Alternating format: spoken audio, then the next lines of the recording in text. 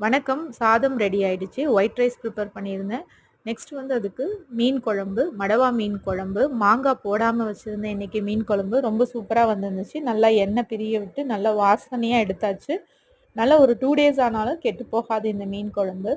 அவ்வளோதான். நெக்ஸ்ட் வந்து இந்த மீன் குழம்புக்கு இன்னும் ஒரு ரைஸ் செம்ம மேட்சிங்கா இருக்கும். அதுதாங்க நம்ம மட்ட அரிசி சாதம், கேரளா ப்ரவுன் ரைஸ் கொஞ்சமா வச்சிருந்தேன். அது சூப்பரா இருக்கும் இந்த குழம்புக்கு. நெக்ஸ்ட் இது வந்து வடசட்டி சோறு.